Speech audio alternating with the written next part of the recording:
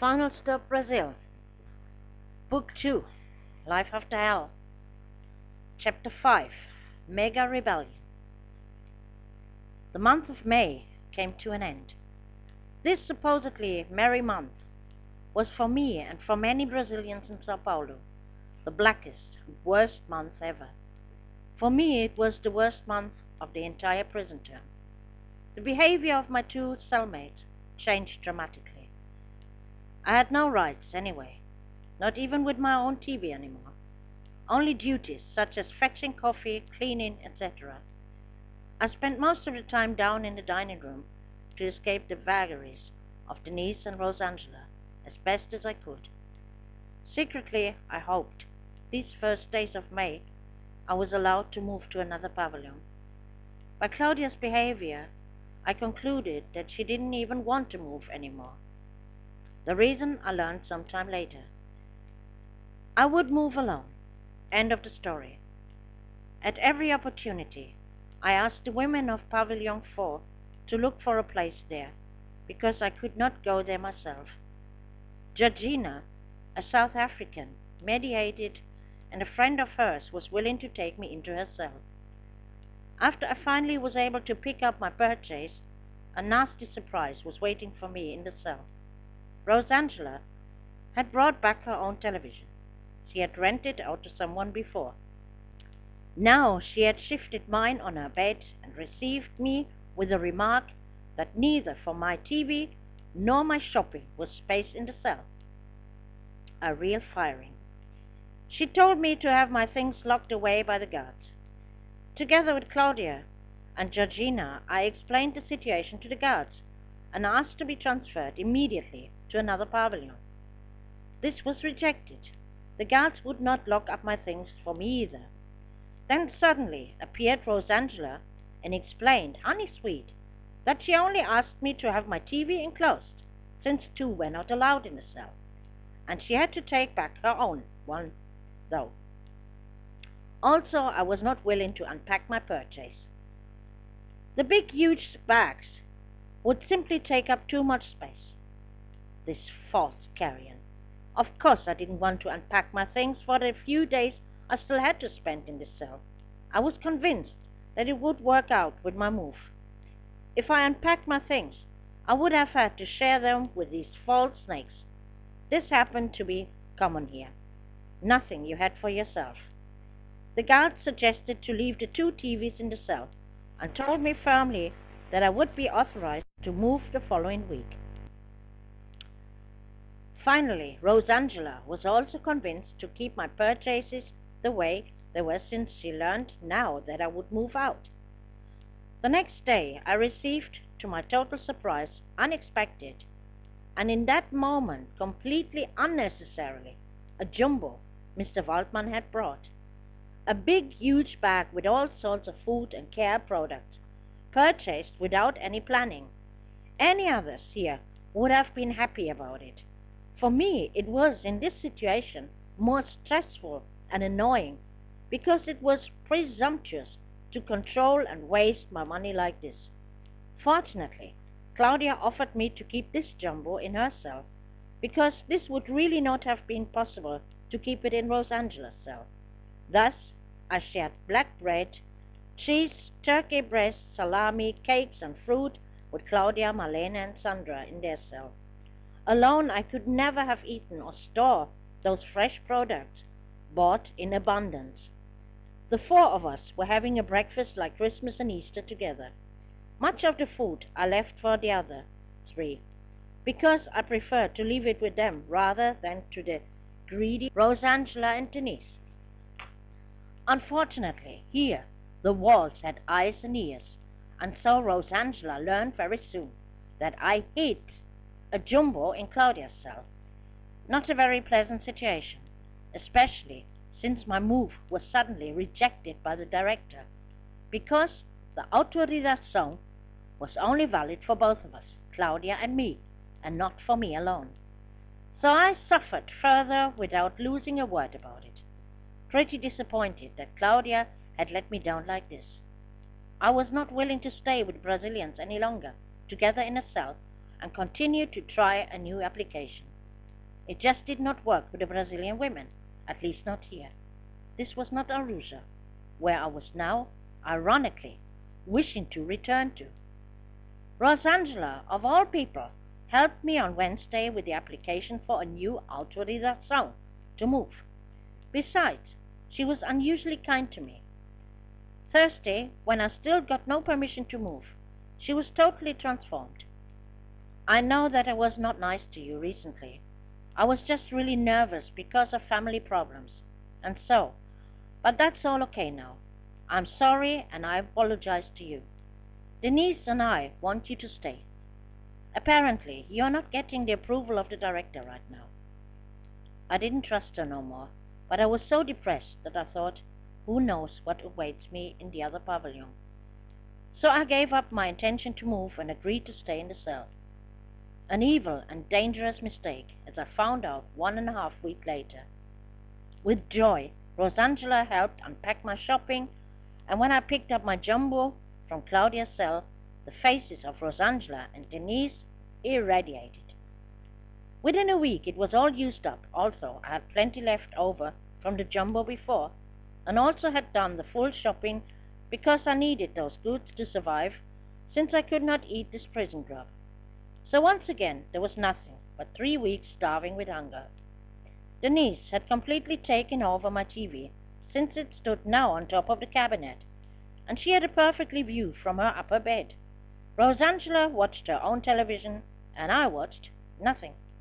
Nevertheless, I made the best of a bad job. They respected me as far as possible, and sometimes it was getting even funny. For example, when Rosangela was demonstrating me how to open a bottle of mayonnaise with the teeth. But suddenly she had half the contents of the bottle in her normally pitch-black face, which now was white of mayonnaise. Out of malicious joy, I doubled up laughing. She couldn't protest, as her mouth was also full of mayonnaise. She only tossed out a shocked and half-choked Rita. On 11th of May, a Thursday, however, everything changed. The day began quite well, because I received a long-awaited letter of Rosie, my friend. When I first read it, I didn't know whether I should laugh or cry.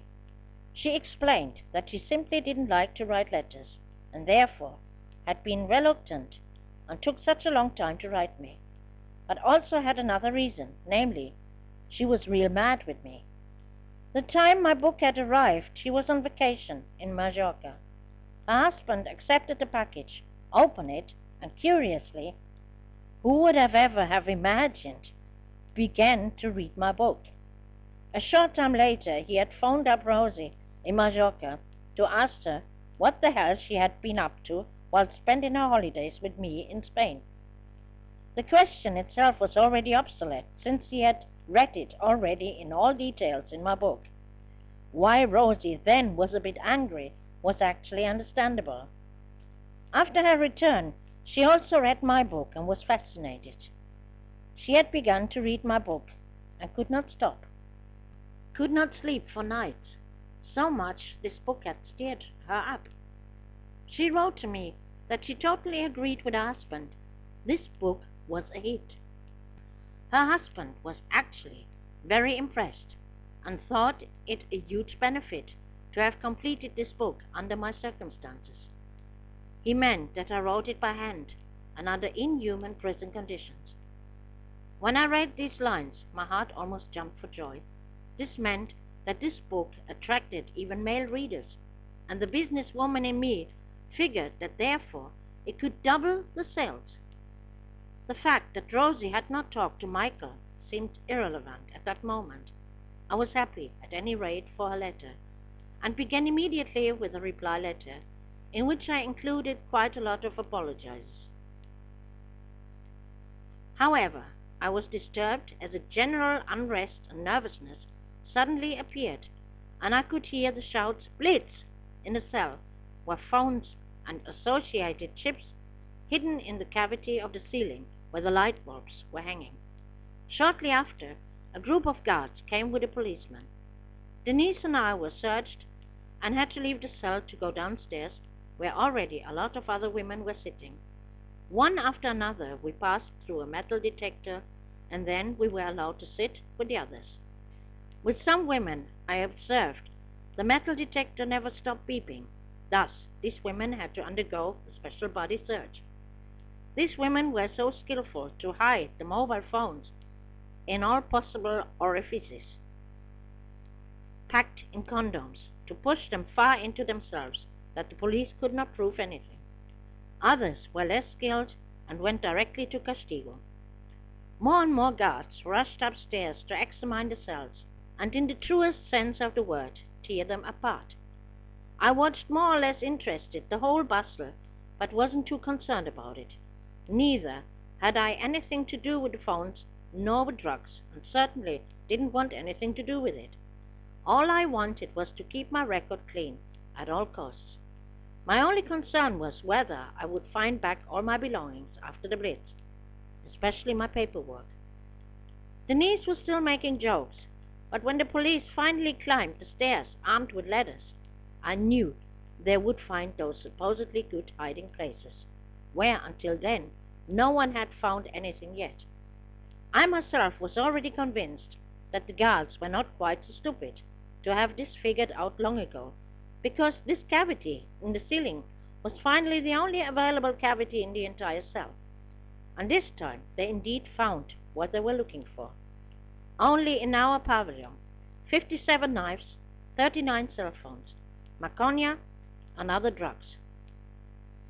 Denise laughed no longer. I whispered seriously, "Rosangela is going into castigo." We two were ordered up to the cell.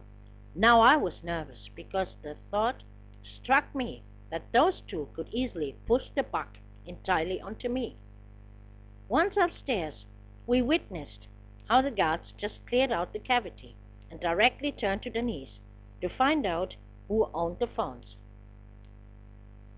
Denise took all the blame on herself, claimed the 2 mobile phones belonging to her. I was amazed how Rosangela stood by as if all this had nothing to do with her. I knew only too well that these cell phones were Rosangela's, and she was the one using the phones every night. Denise was taken immediately to castigo. Rosangela and I set off to clean up the mess. My TV was removed from the cell and brought to inclusion, what annoyed me very much. Until the afternoon, we were busy to bring everything back in order. I ultimately found my writing case again, with Rose's letter and the one I had started to write to her. Also the book I was reading had been carefully laid to the side. None of my things had been lost. I helped Rosangela to pack necessary items for Denise in the castigo. She was allowed to receive, like some clothes for change, writing utensils and eatable goods, which Rosangela took from me, care products, etc. At last, Rosangela grabbed my mattress in order to bring it also to Denise, because she had decided that she was sleeping up in the bed of Denise and I would sleep in hers. Hard to believe. Should I really be lucky to own a bed for the next 30 days? Duration of solitary confinement. And not having to sleep on the floor, and the cell would only be for the 2 of us? For the rest of this day, we were locked inside the cell. The Friday started initially normal. We went back to work, but the school in the evening was cancelled. There was even a very strange mood and tense atmosphere all over. In the cell, I met Rosangela and Francisca, just discussing her moving into our cell. I didn't like Francisca, knowing her from the Estagio, and secretly thought, this can't be true now, but it was, and she moved in the same evening. A bad feeling was creeping over me, and that should not fool me. Saturday morning, I fetched the coffee, while the other 2 were still asleep. Later that day, I realized that I missed a few packs of cigarettes, but unfortunately, I could only get angry in silence, because for someone to blame, I learned already, could be dangerous, or to go out to complain to the guards, even deadly. The weekly cleaning was now on me alone, to the delight of Rosangela. Franziska was nowhere to be seen if it was a matter of cleaning. When I finished, the loud noise was back in the cell, because Franziska brought her friends in the afternoon. So I could even forget to watch my favorite TV program. In the evening, Rose Angela's tone towards me changed enormously. I knew now it was time again. To have my peace, I pressed my earphones into my ears of my newly purchased radio, brought by the husband of a detainee, listening to music and relaxed a little without even talking a word with those two again. Sunday morning, the 14th of May, and Mother's Day. I was up early to fetch coffee. Actually, I was planning to lay back down a bit, but this I could forget when I heard Rose Angela's booming voice speaking to Franziska, who was sleeping up to then on the floor. Roll up your mattress and lie down in that bed. Morosely, I went downstairs to the freezing cold dining room to wait for the coffee to come. It was bitterly cold this Sunday, and the dining hall was open all over, like actually every place here. Back in the cell, I found Rose Angela and Franziska together in my bed, fast asleep. I drank my coffee, smoked a cigarette, then grabbed my book and my radio to go back down to the dining hall, fetching a new pack of cigarettes out of my plastic bag. I had to find out that from the new carton of cigarettes only 3 packets were left over. One of those 2 had robbed me again. My mood was back to zero. The fact that it was Mother's Day and I had not received a single line of Michael had given me the rest. No letter, no card, nothing. Some women were already sitting in the dining hall by then and crafted paper flowers, decorating the place with them, and balloons to mark the occasion for the visit today. It was exactly this I wanted to spare me. I would much rather have stayed up in the cell, for no longer having to think about Mother's Day. But that I could forget. Freezing as I was, I plugged my headphones back in, turned on the radio, and read my book, without even letting the first visitors interfere when they arrived. Suddenly, a loud bang startled me. I watched everybody rushing up the stairs like in a panic. Due to the loud radio music, I didn't realize that these loud noises were gunshots, and that the police were shooting this moment at anything moving. Ironically, it was Georgina, with whom I hadn't changed a word since weeks, came running towards me, shouting at me completely in panic. "Rebelião! Vamos, vamos, subir!" I still did not understand what was happening as she grabbed me by the hand and somehow dragged me up the stairs through the crowd of prisoners, husbands, other family members and children. Everyone was jostling, shoving and shouting in confusion. Once at the top, Georgina broke into tears. She was afraid for her children, who were still somewhere between the entrance and the pavilion. The reason for the shooting, I now learned, was the knife attack on a police officer by one of the prisoners, who had seriously injured the police officer with 3 stabs, after which the police had opened fire and shot at everyone nearby. Only later I realized which danger I had found myself in, and that Georgina more or less had saved my life. At this moment, though, I comforted her and calmed her down. When I succeeded to some extent, I dug my way through the still panicked crowd to my cell, where Rosangela had just stepped out of. At this moment, "Rebelião," I told her, but she seemed not surprised. Neither was I, somehow, because the previous day revolts had broken out in other state prisons of Säo Paulo. But this day, Mother's Day, with all those many visitors, and especially the children, I could have never had imagined this happening. In my cell I found a trembling little boy who cried out of fear. I immediately took him in my arms to calm him. To distract him, I asked him his name and age. "Wesley, 11 years old." He replied, sobbing. He kept asking for his mom. I gave him cookies and switched on the children's program of the television for him. When someone fetched him out of the cell, I asked about other children, but received as reply only an indifferent shrug. They had only one thing in mind: destruction. Even I had great difficulty to stay calm. What happened here? Outside of the cell, hell had broken loose. Everyone was masked, with torn bedsheets wrapped up around their heads. The visitors had now been brought down, except of 4 men who remained with their wives, but officially regarded as hostages, who were detained by force. 4 out of over 300 in all prisons of Säo Paulo. Perplexed, I made my way to Claudia's cell, and I learned that all children had been taken out. Claudia gave herself fairly cool, as if we had a riot every day, but Sandra and Marlene advised me to stay with them in the cell. It would be safer for me, because for us foreigners it was now very dangerous. My concern was for my things, but above all the writing tools. I returned to my cell to fetch the important things like writing set, cigarettes, and something to eat.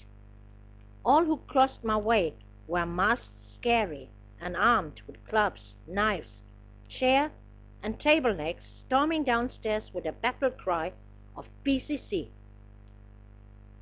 The cell was empty, so I took the opportunity to pack the remaining goods of my purchase in my bag, and then hasted back over to Claudia's cell. On the stairs we heard a cheering pack, cheering because they had managed to take all keys of the guards. Hopefully nothing worse had happened to those guards. We had locked ourselves inside the cell. I stood on the rim of the toilet to watch from the window what was going on outside. The prisoners from all pavilions were running around outside, masked, throwing furniture and anything flammable on the sidewalks. Then suddenly we heard shouts that everyone should come outside and participate in the rebellion. Above all, we foreigners. Claudia was immediately ready for it. For her, it seemed to be a pure adventure. Marlene and I hesitated at first, but we eventually went downstairs too. The stairs were full of blood, and the smell of half-dried blood made me gag. On the ground floor, we faced a complete chaos. They had broken down the entire ground floor and torn it to pieces. In the guardroom, files and papers were scattered on the floor, and everyone was rummaging in it. Opposite the guardroom were previously 3 rooms, but now there was only one, since they had even battered down the walls in order to arm themselves with the bricks. We learned that the blood on the steps was of the girl who had stabbed the police. She had been hit by 2 bullets in the thigh. One of the bullets tore up the main artery. She was bleeding to death. Again, it was Georgina, who was also masked, discovering me downstairs and shouting at me now, "What are you doing down here? Go back upstairs. It is safer for you." Others, standing behind her, nodded, reaffirming their heads. So I felt more secure and protected by this group. Of Claudia and Marlene I had lost sight in this chaos, so I quietly returned back upstairs and into Claudia's cell, where Sandra was still staying. She suffered badly from health problems. First, she made a coffee for us, using one of the heating coils which were constantly stolen from the showers just for this purpose. A short while later, Marlene also came back. It was quiet for a long time, too quiet, the calm before the storm. Marlene switched on the TV to find out what was going on outside. There were always new scares. Meanwhile, riots were going on in all the prisons, a total of 80 in Säo Paulo. But that was not all. Also on the streets of Säo Paulo raged an outright war. Firefighters, police officers, prison guards, inmates and civilians had been killed, numerous. More and more burned buses. Banks were attacked. People were executed for no reason. Everything on the command of the chiefs of PCC. Primero Comando da Capital. First Capital Command. Brazil's largest, most powerful drug mafia organization. The arrested leader, Marcos Macola Camacho, and about another 700 members had been moved inland into a prison of maximum security. This mega riot was the answer for it. However, each individual prison was a ticking time bomb by itself. In our prison existed a list held by PCC members, which contained the names of women who should be killed during the rebellion for reasons such as treason, collaboration with guards and police, drug debt, etc. Since the one who was on top of the list, the alleged traitor of the hiding places in the cells, was well hidden with the help of other women and was not found, the bloodlust fortunately remained under control in the PFC. However, two hostages were seriously in danger, a female guard who was held in Pavilion 4 and a security official who had brought the visitors to safety, but by force fell into the hands of the rioters. My God, these people only did their job. I prayed for them, that they came out this sound and safe, and also prayed for me. These people here were suddenly worse than animals. All the ones who didn't belong to them were now in serious danger. In particular, we foreigners, as we were unpopular anyway. How easily could the situation escalate and turn into hatred and violence, and if this happened, there were no guards or police to protect us. The women of the kitchen service prepared lunch like every day, but pointed out that this would well be the last meal for the next days. A short time later, electricity and water were cut off. Still, it was relatively quiet. Only later, we learned that at this time it was demanded of the director by threat of violence to reopen water and electricity, otherwise they would kill the guard and the director would get her back in pieces. Many of those masked women did not even belong to the PCC, just used this opportunity to stroll freely around the premises or to visit their friends in other pavilions. We stayed in the cell, listening to the news with my battery-powered radio to keep us informed. Claudia just stayed down. I was shocked because she seemed to have real fun in the matter. Marlene finally explained to me, "Don't you know why and with whom she is down there? Since several weeks, she runs after this small South African girl, has a crush on her, and simply doesn't get smart from her mistakes. In the other prison, her teeth were knocked out because she was messing around with a girl who was already taken." It felt like scales falling from my eyes.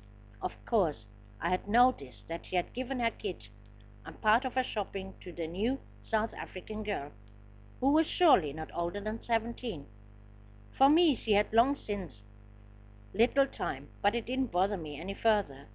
But in this situation, in which we were now, I found it quite disappointing how she behaved, and also that she had given me a completely different story about her knocked-out teeth.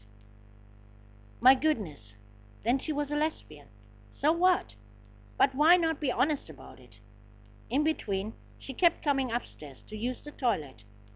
Sandra was visibly angry. "Why don't you use the toilet downstairs? Now that the water is shut off, you just come to use the whole bucket of water. Who knows how long it takes until the water is turned back on?" I watched out the window what was going on, secretly agreed with Sandra. Claudia acted selfish and inconsiderate. Outside, I saw that in the PE, the prison next door, the masked prisoners had climbed up onto the roof. Otherwise, it seemed to be quite calmly over there. In this prison, all watchtowers had been taken. From there, they were waving self-made PCC flags, and on the sidewalks, they had written PCC slogans. I could watch as the door to the laundry was rammed open with makeshift crowbars. Claudia reported that they also entered the labor halls, and at the outside gate the director was negotiating with the leaders. It was becoming dark outside. Claudia grabbed a blanket. "What are you doing?" I asked her, and she gave me answer, "I'm not going to miss these little fires out there." I shook my head blankly. In fact, they were setting fire outside, which did frighten me now, in fact. Also, in the pavilion, on the stairs, they had set fire. Sandra managed to calm me a little, offered me to sleep a bit in her bed. It would probably be a long night. I accepted her offer and went to sleep actually for a short time. Then voices were getting louder, and they came banging at all the cell doors, demanding all, without exception, would take part in the rebellion. Those who stayed out or refused would have to face the consequences later. Again, I prayed to endure this. I hated violence and destruction, and would refuse to participate in this senseless destruction. If they wanted to kill me for this, they should go ahead and do it. I knew now that these savages were capable of anything. The beating with truncheons against the cell doors to startle all who were still staying inside the cells was getting even more aggressive. Actually, I did leave Claudia's cell, but only to return to my own, where Rosangela was just about to prepare coffee for the rebels. Since the women from the Castigo had long been freed by the rebels, Denise, of course, was also back. I asked Rosangela where I should sleep, since we were 4 of us now. Horrified, and with a hate-filled glance, as if I had offended her personally in a most terrible way, Rosangela snapped, "You are not seriously thinking of sleeping this night?" "Well, you can't. Not in this cell, anyway." This I finally realized also, for the cell appeared to be the command center. It was a constantly in and out. I suddenly realized that Denise and Rosangela belonged to PCC. Quickly, I left this place again, returned to Sandra, and asked if I could sleep in her cell. I was allowed, and was fast asleep in no time, so that I neither heard the noise of the progressive destruction nor the repeated disruption of the cell door and shouting around that nobody had to be sleeping here. In the morning all was quiet at first. It seemed as if the rebels had become tired. We turned on the radio to listen to the news while we were taking coffee.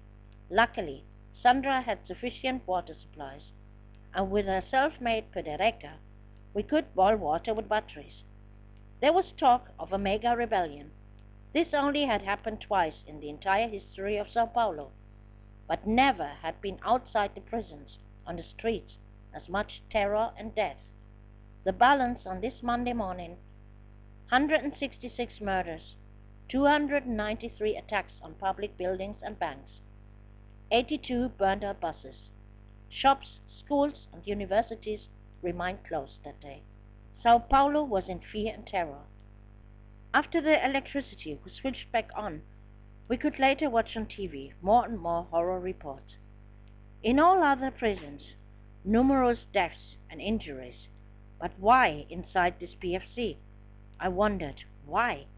The motives of the other prisons to rebel I could even understand almost. Everywhere overcrowding, catastrophic conditions of detention. In PE next door, the prisoners were locked up 24 hours every day in their cells, without work and school. Or just the thought of Arusha. No wonder that in such prisons revolts took place.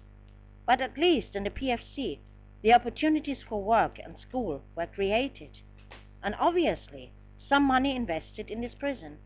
Why had everything been destroyed? It made me sick. How could I endure these people around me again? These people would never be able to be reintegrated into the society. Instead, they would always be criminals. This was clear to me at this time. Another command reached us that we should all come down, also the foreigners. This time, I also came down together with Sandra and Marlene, both masked. The fear of being identified as police helicopters circled above us, shooting photos and videos for future identification. I refused to join in this silly masquerade. Why should I? If they wanted to punish me for something I didn't do, should they go ahead and do it? This morning I felt very bad. I was scared. Fear of these unpredictable people, and fear of the consequences of this rebellion. Shocky. Military police units I already heard terrible stories of. These units knew no mercy. I didn't care about beating up people, and the fact that Shocky would enter was as sure as the amen in the church. it was only a matter of time. I just hoped it wouldn't take too long to put an end to this nightmare. On the other hand, I feared that we all had to pay a toll for the many dead and wounded. The water was turned back on, but only for a hydrant in front of our pavilion. The women armed themselves with buckets and waited in line for water. Some others began to clean up. I was shocked by the devastation, which now appeared in daylight, but I refused to neither fetch water or take part in the cleanup, nor help anywhere else. What had happened here was not on my account, neither had I provoked the water nor electricity being cut off. Should the others bring back in order their own trash they had produced, not me? One of the PCC spokespersons announced that everything would go as peacefully as possible, and if the retreat was announced, the PFC would be the first prison capitulating. But until then, everyone had to participate without exception. Those who didn't follow this command could later bitterly regret. I returned to the pavilion. On the stairs I met the South African Sandra, accompanied her to her cell, and remained with her until late in the afternoon. Together we watched the news on TV. It showed the images of a prison for men where Shoki already had marched in. The men sat down, undressed, only in underwear, with folded arms behind their heads, freezing since 8 hours in the yard. From reports, I knew that at the slightest movement, these men would get a kick with the harsh military boots or a blow with a rifle butt. Sandra thought and felt just like me. Both of us didn't know what we should fear more. I'm afraid we have to face this too, I expressed our thoughts.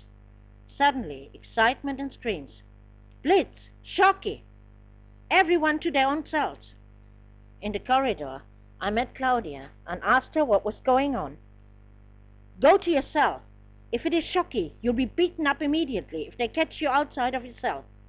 I hurried to get to my cell, where I was expected of Rosangela, who started cussing at me with hateful eyes. Where have you been all day? We have looked for you everywhere. Why? I wanted to know. She started a real rant that I hadn't participated and not even had fetched buckets of water. I didn't want nothing to do with this criminal, and no further discussion.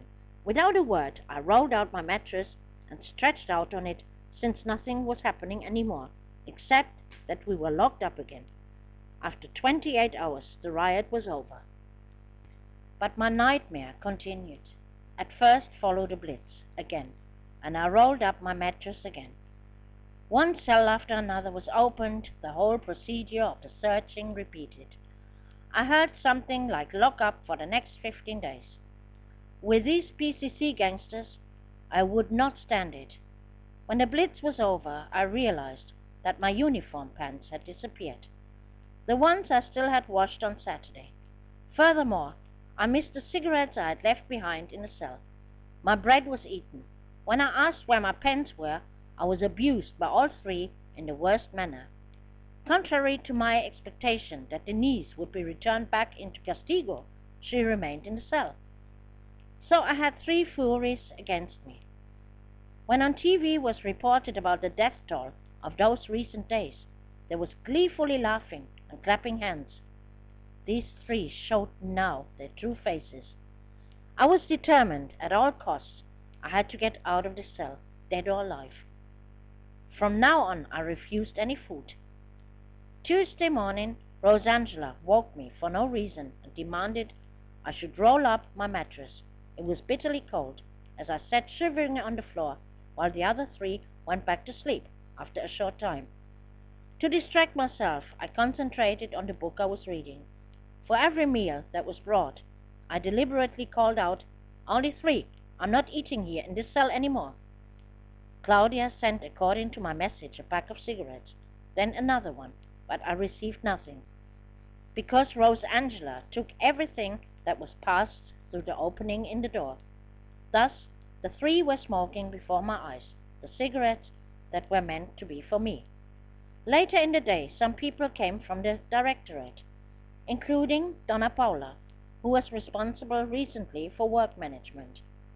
Rosangela was once again in her full width in front of the door, so Donna Paula couldn't see me at first. But when she wanted to talk to Denise, Rosangela had to move. Now she spotted me in the corner, cowering on the floor. Alarmed, she asked if everything was okay. I shook my head, got up as if I wanted to talk to her, and took the opportunity to slip a note into her hand. I had wrote on that I needed urgently to change the cell. Aloud I said to her, "I want to get out of here." "You will come out of here. Have a little patience," was her reply. She understood me completely wrong and did not recognize my plight. I just hoped that she would read at least the paper, but I decided to deploy the heavy artillery and wrote a letter to the director, threatened to be doing something to myself if she wouldn't get me out of that cell. That I was already on hunger strike for the second day and didn't take no more food. I insisted to be transferred to another pavilion. If this was not possible, I wanted to be transferred to the PE. In the evening, the cells were opened so that people could take a shower. I refused to take a shower. Instead, I used the opportunity to pass a letter to the guard. This was seen by Denise. Since she didn't know what this letter was all about, it brought new speculation, and I had to face more hatred yet. I knew that I was in great danger, because any information to the directorate was life-threatening. On Wednesday, Rosangela was getting visibly nervous when I refused any food again. She cursed me and yelled in the direction of the corridor that someone should take me out of that cell. She didn't want to be blamed if something happened to me, but no response at first. I doubted whether the director ever had received my letter. It was quiet, too quiet, except for some who were still bawling their PCC slogans. Of course, my roommates did so too. They stood at the window and watched what was going on outside. Suddenly they shouted, "Shocky!" Fast as lightning, they sat on the floor, head down and hands clasped at the neck. I had no choice than to do the same. "These cowardly bitches," I thought to myself, as I sat as the last, closest to the door, which meant that it would catch me first when they opened the door, and I could not immediately obey to their commands. They didn't care if I might have communication problems. I was petrified with fear when I heard the shots they fired with their guns into the air, and when they opened a few doors with loud crashes and force. I heard as they dragged out some of the women by force, yelling at them. "PCC? See?" The men shouted. Women screamed hysterically. It was a terrible nightmare. I was prepared for the worst. I heard loud commands. As some of the women were led away, shots were fired again. Then it was quiet. From very far away, I heard Rosangela's voice. "It's over." While the others had long since jumped up and stood at the windows, watching how these women were beaten up brutally outside before everyone's eyes, I could not stir from the spot. Only when Rosangela shook me, pulled me up, and repeated, "It's over, Rita. You can get up." I tried it, but broke down with a dizzy spell. They hoisted me on our bed. For a moment I passed out, but came back as the three were shouting into the corridor, "Uma presa, está passando mal." "It is not necessary to call the guards," I protested weakly, but I knew that they just wanted to use me to ensure the cell door was opened. This favor I didn't want to do them, and forced myself back on my feet. I felt terribly bad. But this wasn't a surprise. The last days had left some traces on me. Additionally, the hunger strike. Immediately, their tone towards me changed again in a somewhat stupid way, but I ignored it. Spread out my mattress to sleep. I was feeling terribly cold. Under the blanket, the thought came back again to put an end to this life that was not a life anymore. The only thing that kept me going still was a little hope of answers to my personal ad that Mr. Schweitzer, Vice Consul, declared himself ready to place it for me when Mr. Storm was once again on vacation. I was so deeply disappointed by Michael, who hadn't even sent a letter for Mother's Day, but maybe it was still on the way. Thursday morning, the cell doors stayed locked, as announced. The fourth day without food. Now I also stopped drinking. I only wanted one thing out of that cell. I did not care about anything, whether dead or alive, or whatever they would do with me. When I insisted that they search my uniform pants, Rosangela broke into hysterical screams. Later, she made a move to wash the laundry, took my washing powder and poured it into another container as if it was the most normal thing in the world. These people, for whom I already felt only hatred and horror, knew no respect for modesty. I stared at her incredulously. "What are you looking at?" she asked aggressively. "This is my washing powder," I protested. Thereupon Denise and Rosangela took my things and threw them through the window of the door into the corridor. I gathered together all possible, packed it into a bag. At last the door opened. I didn't care what they told the guards. I gathered up everything and fled from the cell. Bali and Suki, 2 South Africans, helped me with my things, but I had no idea where I should go. Indeed, there were places now in quite a few cells where the PCC women had been discharged, and they would not come back, being moved instead into high-security jails. But this didn't mean that there was a place for a gringa. Another South African, Numkita, ran immediately to find a place for me. Soon it seemed as if she was successful. She led me back to the second floor, where a young Brazilian woman was approaching me. Ghislaine grabbed my things and said, "Of course, you come and stay with us. Come with me into the cell. I live here with Raposa and Neiji. Raposa will move to another pavilion next week. Then we will be only the 3 of us." At the moment, I didn't know what to think. First I asked, "Are you members of PCC?" "Good God, no," Ghislaine answered. Also, I was relieved. I had strong doubts. Back to 4 in one cell, and again I was the only gringa. But the problem with the overcrowding solved itself sooner than expected. Neiji, who didn't like me on first sight, and I didn't like her either, packed her things and left the cell without a word. It seemed to be a general moving day, because bed change could be observed all over. Ghislaine helped me unpack and said, "First you need to calm down and rest. Best is if you lie down. You need to care for nothing." I was convinced that she had at least overheard what had happened in Rosangela's cell, because her cell was across the corridor. Maybe she could see it also just by looking at me, but it was clear that everyone knew what had happened. Outwardly, I was very relaxed, but this was just a fake, because 1 day later I collapsed with a fit of tears when Heidi, a pastor of the ITTC, had me called to talk to me. But first I was surprised by her announcement that the director gave her the order to speak to me because she very well had received my letter and was very worried about me. Now she wanted to know what was going on in the cell. Fairly calmly I reported all. She asked if I still wanted to move to another pavilion. I replied that I was in another cell now, and there it was currently a little better. Suddenly everything blurted out of me. How I felt betrayed by Michael, and therefore I didn't want to return to Europe under any circumstances. I simply lost my composure. My tears didn't stop anymore. Heidi, who had worked for years, as she told me, for foreign prisoners, was very impressed of my story, how family and friends had left me alone and let me down. She was very concerned and had to admit that she knew only of very rare cases occurring when prisoners had absolutely no one. I told her how much I longed for a partner who could help me to endure this time here, and with whom I could plan a future, a new life. Without any human being, everything is all so senseless, I added. Spasmodic, she wondered how she could help me, but had to admit that it was not easy to find someone in my situation.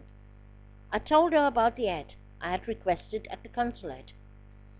The idea was basically good, but she acknowledged that it was also a risk. This risk I will happily take, I replied. Once more she came to talk about Michael, trying to appease that a nearly 15-year-old boy has anything else in mind than writing letters to his mother. In tears I replied that he was not a child anymore and should have understood how much I would have needed him now. When he tried to commit suicide, I was there for him, but now it doesn't even interest him if I'm still alive. Heidi did not have a response for this. She suggested I should take antidepressants for some time. No, I don't have depression. Is it not normal to be unhappy and just finished up in my situation and after all what happened? I doubt any pills would change that. Maybe they change my condition, but they cannot change the cause. But just that would not be normal. Surprised by my argument, she agreed with me, wanted to know how I spent my time here. I am studying Portuguese, very intensive, improve my Spanish, read a lot, and I'm writing my second book. She was even more surprised about all the intellect. She certainly had never expected in a place like this. Once again, she wanted to make sure I was better off in the current cell. Right now, I cannot say too much. I've been disappointed enough, but I know that not all Brazilians are bad. I will not lose faith in the goodness of people, I answered her. At the end of the conversation, she gave me the promise of the director. If I should have any further problems, a simple card would do for an immediate authorization to be transferred to another pavilion. I needed not to wait until the beginning of the month, as was usually the case. Heidi made a move to take me into her arms to hug me when she was about to leave, but I recoiled. It would probably take a long time and much patience would be needed before I ever got close again or let someone come so close to me. Just for that, I indeed needed the addition in my text of the ad. Someone with a lot of patience. The conversation lasted 3 hours, and when I returned to the cell, I found Ghislaine and Raposa totally worried about me. They knew only that I was called to Saúde Health Center, and therefore they had seriously been concerned. I received the official notification that the girl who was stabbing the police with a knife had succumbed by her injuries of gunshots fired by the guards. She had bled to death. There was general sadness and dismay, not for me. Towards Ghislaine, I commented, those willing to start a war must take into account also that they may die in it. I was angry. No one spoke of the many dead, the innocent victims of this senseless terror. Most of them had left families behind, women and children. The weekend was otherwise quiet, comfortably quiet. Ghislaine and Raposa took care of everything. I needed to worry about nothing. Ghislaine even ensured that I got back my TV and I could relax a little. At work, however, this was not the case. By the forewoman and the colleagues, I was confronted with increasing xenophobia and discrimination. Currently, I was talked to in a stupid and discriminating manner, without reasons, and thought about changing jobs, but pushed it aside initially, because I had my peace and no stress at least after work, even though our cell was busy like Victoria Station. Ghislaine was very popular. The real reason I found out a short time later. There was a constant in and out until locking time at 6 o'clock, but I could live with it. The three of us got on very well with each other, also had fun together. Still, since I no longer had to flee, I stayed after work exclusively in the cell, so that Suki and Claudia already inquired where I was all the time. But I couldn't bear the sight of most women here no more, and avoided them the most I could. I hated the voice of Rosangela, I still heard, because her cell was only across the other side of the corridor. Whenever I heard it, I always thought, "Shocky, you took the wrong people." Rosangela and the other two had taken everything so I was pretty much without cigarettes or food, but Ghislaine organized everything for me and Raposa.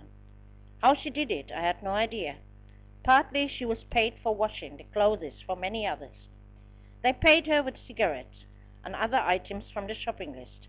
Meanwhile, Claudia was even more running after the small South African girl who could have been her daughter. It was just disgusting.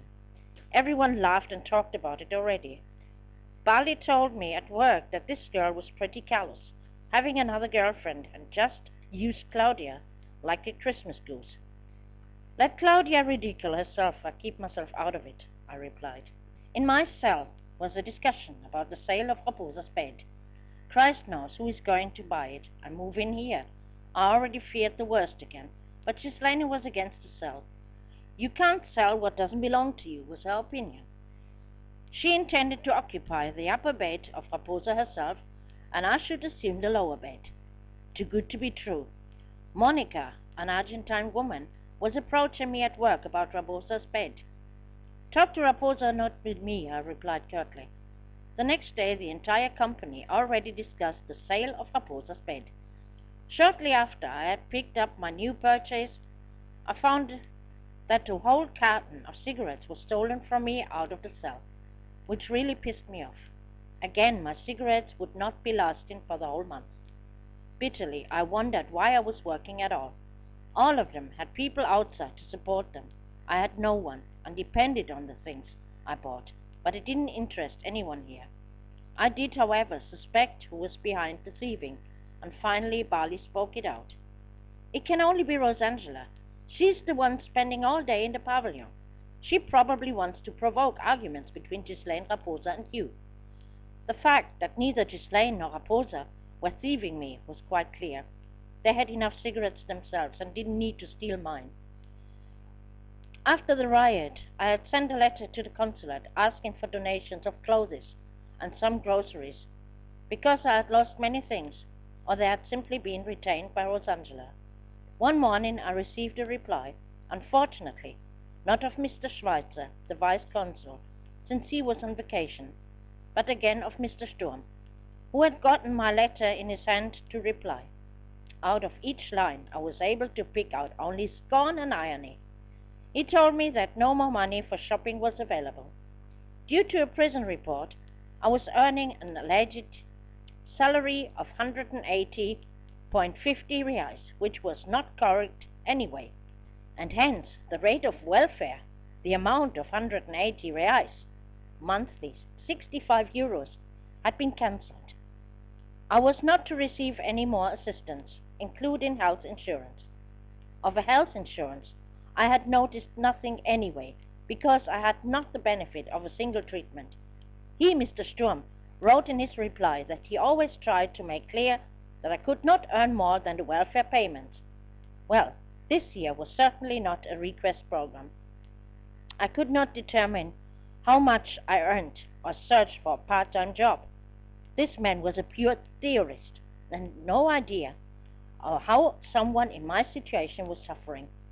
He also wrote that he didn't know where to achieve clothes for me. Neither was clear whether I meant with dress size 36, the German or the Brazilian clothing size. What in heaven I had to do with German clothing size? For 5 years I was no longer living in Germany. He added a statement of expenditure of my money. 270 reais for a new television. I had asked at the time for a second-hand one for half the money, but for those gentlemen it was too much effort, which they had been too lazy to do, so instead buying a new one was so simple. It was not their money they had spent.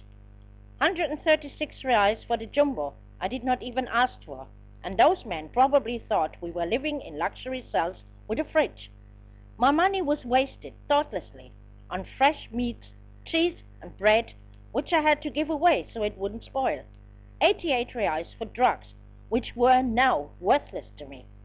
At the time, the talk was about an operation to remove surgically the abscess, once and for all, because I still suffered greatly from the pain of inflammation, which resurfaced since I was arrested. To stop the permanent suppuration and to make an operation possible, they had bought these drugs. However, without consulting with me, because it was long since decided by the prison that no operation was taking place. The worst was, however, that my ad had never been placed as supposedly. The Folha de Säo Paulo wouldn't accept ads like this. I was so upset that I had tears of rage in my eyes. Ghislaine wanted to know what took me so much off the track. I explained it to her, whereupon she took the letter away from me and told me to calm down first. This, however, I couldn't. This mendacious pack. Mr. Schweitzer had already given me the price for the ad. And even if this newspaper would not place this kind of ad, which I thought was a blatant lie, there were dozens of other newspapers that did. No, instead my money for the ad was wasted for this pointless jumble I never had asked for. Oh, should this mean bastard come here, as he announced in his letter, he would be in for something. I went through a lot in recent weeks, but this man had taken my last hope, to which I clung to, was too much for me. It was the worst thing he could have done to me. I was sick all day out of sheer disappointment and discouragement. All the tries of Ghislaine to cheer me up were without success. I seriously thought about giving up the German nationality. Ought to be worth a try. If I was going to die lonely, then at least not as a German. These were my thoughts in another sleepless night. But not only this, I also thought about Michael. He was not ready to face my issues, and had probably long forgotten about me. Again, I cried secretly under my blanket. During the nights when I found sleep, nightmares were torturing me again and again, and always they were related to Michael. Once I dreamt that Michael disappeared without a trace. Bathed in sweat and in tears, I awoke. Another dream, much more intense. I had a baby, the father, Jefferson. Michael was with me and looked after the baby while I went to the restaurant to bring Jeff the joyful news. But he rejected, all with the reason that he would not let me and the child destroy his marriage. At night, Michael looked out the window and suddenly shouted, "Jeff comes back to you. He has come." When Jefferson then enters the sparsely furnished room in the center of Säo Paulo, he pulls a gun and points it at my temple. Michael grabs the baby. I can still scream at him, "Run away with the baby!" When the trigger of the gun clicked, I woke up. A terrible fit of weeping shook me. My body was boiling hot. I had fever and an insane headache. In the morning, Ghislaine gave me drops for the pain and spoke soothingly to me. "You've not processed yet the shock of the rebellion and all what came after. The fact that your son occurs in the nightmares is no wonder, but you do think of him constantly." Her sympathy and concern let me grow more and more confidence in Ghislaine. She also confided her problems to me. I still was suspicious, but on the other hand, sure that Ghislaine was different from Georgina.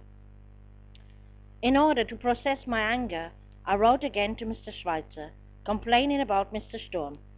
This insensitive person mentioned to him that my money was wasted for this pointless shopping instead of my dearest wish, the ad. I actually pleaded at Mr. Schweitzer to place that ad by taking the money from my wages, or call my mother so she would be sending money for it. Finally, I added that I would in future refrain from the visit of Mr. Sturm. I felt a little better after I sent this letter. The day of Raposa's move came. There was still uncertainty about who would come to stay now in our cell, but for us to be staying alone was completely out of question. Ghislaine wanted Edvania to stay with us, my former roommate in Georgina's cell, but she also moved to another pavilion.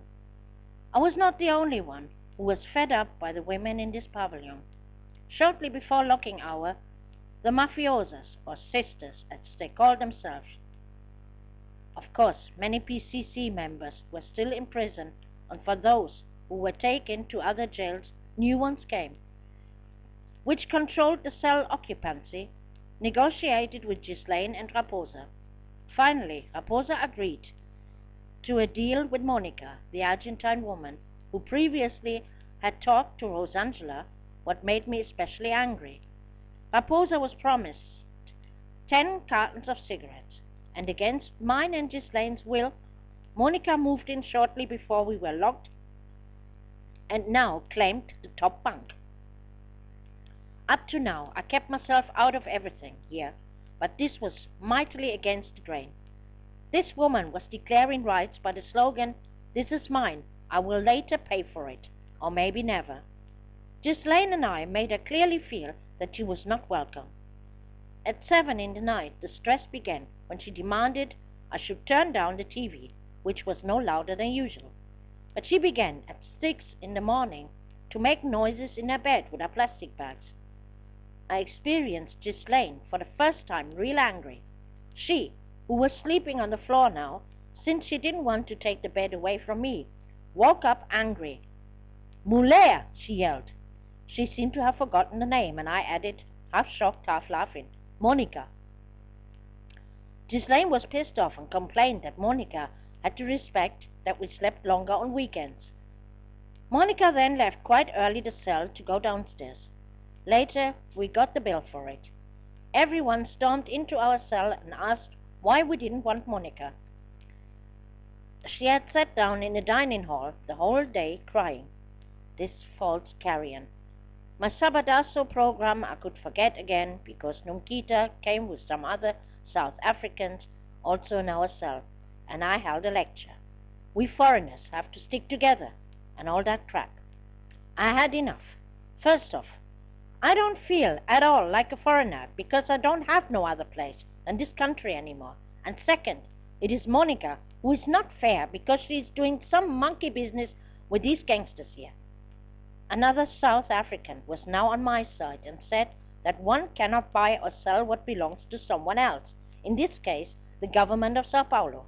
Raposa, who came to pick up her remaining things, struck us with an additional source of confusion because she saw that she had made a mistake and turned to Monica to tell her that she would not sell the bed anymore, and now suggested that Monica was looking for another cell. Numkita then tried to find a solution which would be satisfactory for all and suggested that Monica should stay and sleep on the floor for the meantime. Monica agreed at first. Numkita also asked me if I agreed, to which I replied irritably, "Don't ask me, ask Ghislaine. She's the boss here." I was told that everything was already solved and agreed with Ghislaine, but later it turned out that Ghislaine knew nothing.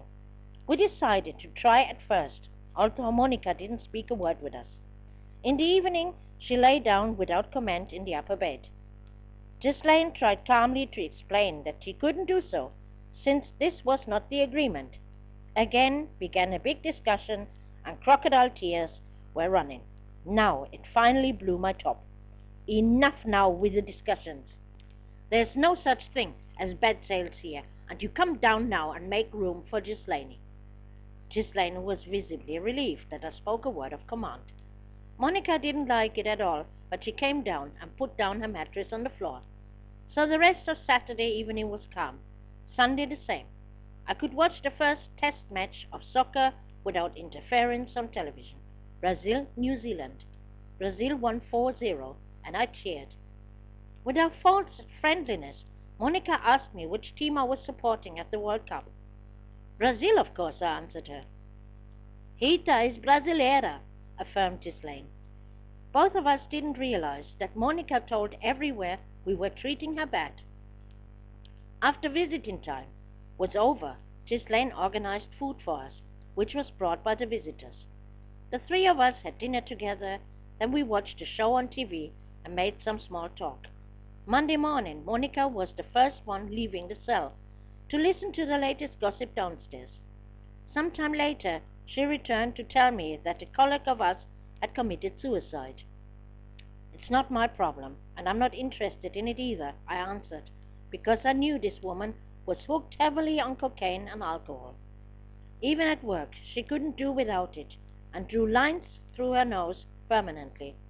Either she wanted it that way, or others did so because she was in debt.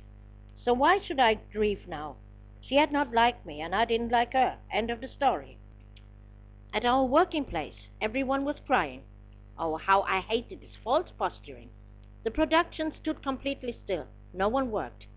When Donna Paula emerged, the women started to wail again, like someone had switched a button on. Donna Paula tried to explain to all that this wasn't possible outside in professional life. Production could not simply stop because of bereavement.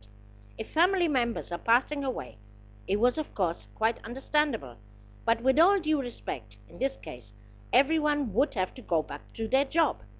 Meanwhile, however, Monica sprayed her poison syringes and was gossiping about me especially. Contrary to the statement by Donna Paula, the staff decided in the afternoon not to return to work. I expressed that I didn't have no comprehensive for this at all, that one already said this morning that the death of our colleague does not interest her. Monica announced loudly. This statement could have cost me my life with these gangsters here. But when everyone still agreed to make up for this lost afternoon on Saturday, I protested, I won't, and was then abused by everyone. I almost got into an argument about it with Bali as she accused me. You're always going against the others. You are here in jail and have to do what they say or you're living dangerous. Have you still not understood this? That's exactly what I will not do. Also, I am in prison, but I'm not a slave. And what the others decide here, I don't necessarily need to agree with, I replied defiantly. Let them kill me for that, but until then, I can at least look at myself in the mirror. I added. I was really furious, because I didn't want to lose my job because of these idiots. However, since the metal base of a chair dropped on my foot in the morning, and it was pretty painful, I decided to go after the lunch break to the medical to get sick leave. That way, I decided was solving the affair very fine for me. While I reviewed my swollen toe, I told Ghislaine during the lunch break about Monica. The more swollen up my toe was, the better. Ghislaine advised me, don't get upset because of Monica. She isn't worth it. Yet again, we were harassed by some people in a stupid way because of her. As planned, I went after lunch to the Centro de Saúde. Unfortunately, there was no doctor available. The nurse gave me painkillers, but I wanted an attest because, unfortunately, I couldn't work anymore for that day. This, however, she couldn't issue me. I should come back the following day. With pleasure, then I would make a real big thing of it. After I cleaned the cell, I tried to sleep a little, but then got another clash with Monica and could forget about sleeping. She threatened to complain to the police about me. This made me laugh at her. Please, feel free. Go and tell them that you want to buy a bed. You will have one for free, in castigo. In the evening, the PCC women required an exchange. Monica should change place with Georgina, the South African. Actually, a very good exchange, which, however, did not happen, because Monica had found another cell by herself and didn't want to swap places with Georgina. So, one could hardly believe it. I and Ghislaine were alone in the cell. It was too good to be true, but should not last for long. Wednesday morning, PCC called up a meeting and gave the order for general refusal to work. I almost burst with rage. If things continued like this, we would all lose our jobs. For me, it was a pure nightmare to be begging this stupid Mr. Sturm again for money. Ghislaine was quite nervous. Everyone is in my ears and wants to move in with us. I don't want it. You and me, that is okay, but with the others, it only means problems. Ghislaine was actually so different from the others. Just like me, she just wanted peace and quiet. Both of us got on very well together. I made her promise me that she would talk to me first if she had something to criticize instead with others. And so all doubts were dispelled. We were one team.